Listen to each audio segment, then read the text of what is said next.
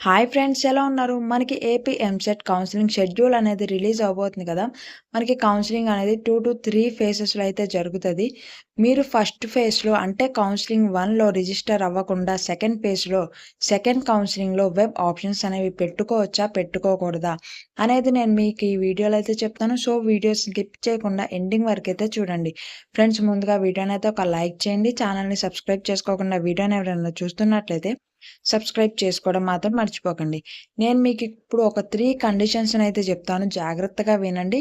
For example, మీరు first కౌన్సిలింగ్‌లో register అయ్యి సర్టిఫికేట్ వెరిఫికేషన్ అనేది కంప్లీట్ చేసుకోకుండా ఉన్నట్లయితే మీరు సెకండ్ కౌన్సిలింగ్‌లో మళ్ళీ రిజిస్టర్ అవ్వక్కర్లేదు. సర్టిఫికేట్ వెరిఫికేషన్ అనేది కంప్లీట్ చేసుకొని వెబ్ ఆప్షన్స్‌ని అయితే పెట్టుకోవచ్చు. కండిషన్ 2 వచ్చేసి, మీరు ఫస్ట్ కౌన్సిలింగ్‌లో రిజిస్టర్ అయ్యి సర్టిఫికేట్ వెరిఫికేషన్ అనేది కూడా కంప్లీట్ చేసుకొని వెబ్ ఆప్షన్స్ అనేవి పెట్టుకోనట్లయితే మీరు సెకండ్ కౌన్సిలింగ్‌లో రిజిస్ట్రేషన్ అలానే సర్టిఫికేట్ వెరిఫికేషన్ అనేది చేసుకోక్కర్లేదు.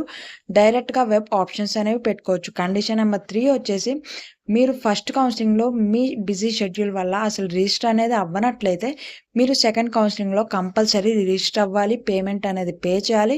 సర్టిఫికేట్ వెరిఫికేషన్ అనేది కంప్లీట్ చేసుకున్నాకే మీరు వెబ్ ఆప్షన్స్ అనేవి పెట్టుకోవాలి. ఈ 3 కండిషన్స్‌ని ఒకసారి మళ్ళీ క్లియర్‌గా అయితే వినండి. ఏమన్నా డౌట్ ఉంటే కనుక నాకు కామెంట్ సెక్షన్‌లో మెన్షన్ చేయండి. మాక్సిమం మీరు ఫస్ట్ కౌన్సిలింగ్‌లోనే వెబ్ ఆప్షన్స్ అనేవి పెట్టుకోవడానికి ట్రై చేయండి. ఎందుకంటే మనకి సెకండ్ కౌన్సిలింగ్‌లో సీట్ అనేది రావడం చాలా తక్కువ ఛాన్సెస్ అయితే ఉంటాయి. ఎందుకంటే మీకన్నా తక్కువ ర్యాంక్ వచ్చిన వాళ్ళకే సీట్ అనేది వచ్చే ఛాన్స్ అయితే ఎక్కువ ఉంటది. సో, ఫస్ట్ కౌన్సిలింగ్‌ని అయితే మిస్ అవ్వద్దు. ఫ్రెండ్స్, ఈ వీడియోని మీ ఫ్రెండ్స్‌కి కూడా షేర్ చేయండి. వీడియోని లైక్ చేయండి.